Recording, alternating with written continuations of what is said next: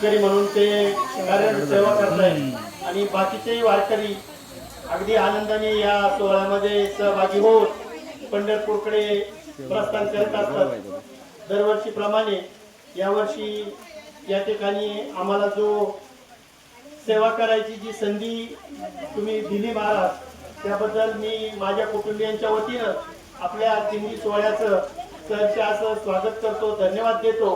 आणि अशी सेवा आमच्या कुटुंबाला नेहमी या दिंडीची करायला मिळो अशी भगवंत चरणी मी प्रार्थना करतो. आणि आपला प्रवास सुखाचा समाधानाचा हो अशा प्रकारची शुभकामना मी पारगावकरांच्या वतीनं आपल्याला देतो. आणि यानंतर पारगाव गावचे उपसरपंच हे आपल्या दिंडी सोहळ्याला शुभेच्छा देतील.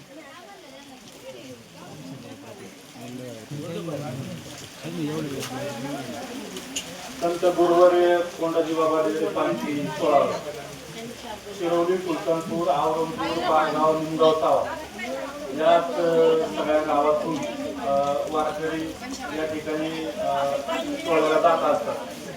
खरं तर या ठिकाणी संबंधितच्या वतीनं म्हणजे आपलीच बाकी आहे किंवा अजून पण मला वाटते याचं पण असते पिंपळवंडी, उद्या या ठिकाणी पिंपळवंडीची पण सध्या ते कार्यक्रमासाठी सर्वांनी यायचे आणि त्यांच्याकडून असं अन्नदानाचं हे असते आणि किंवा पालखीची याला बी त्यांची मला वाटते पंगत वाचण्याचे तिथे पण कुठंतरी पिंपळ तिथे पण असते. त्याच्यामुळं आपण या ठिकाणी आज आता 2 दिवस झालाय वरून राजा बरसते. खरं तर या ठिकाणी आपल्याला चिंता होती, म्हणजे दुष्काळाचं सावटच महाराज या ठिकाणी निर्माण झालं होतं अशी परिस्थिती होती. पण आज आपण या ठिकाणी बहुसंख्येने या ठिकाणी आपण वारकरी या ठिकाणी उपस्थित राहिले. आपला सर्वांचा प्रवास सुखाचा समाधानाचा या ठिकाणी जावं.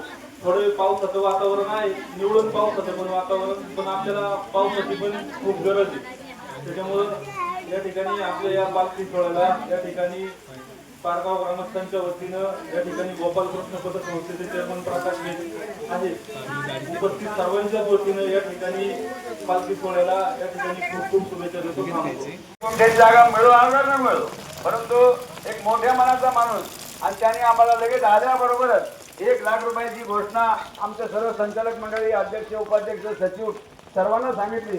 ज्यावेळेला ते बांधकाम चालू होईल त्यावेळेला निश्चितच आमच्यावर कृपा समजदारांची आहे आणि ती पूर्ण करतील अशी मला खात्री आहे. दादांचं पुन्हा एकदा मी आभार मानतो, धन्यवाद देतो आणि त्यांच्या व्यवसायामध्ये भरभराट हो, त्यांना उदंड आयुष्य लाभो आणि त्यांच्या हातून अशी संतांची सेवा घडो अशी पवित्र प्रार्थना दयादर परमेश्वर करूया. रामकृष्ण हरी. धन्यवाद.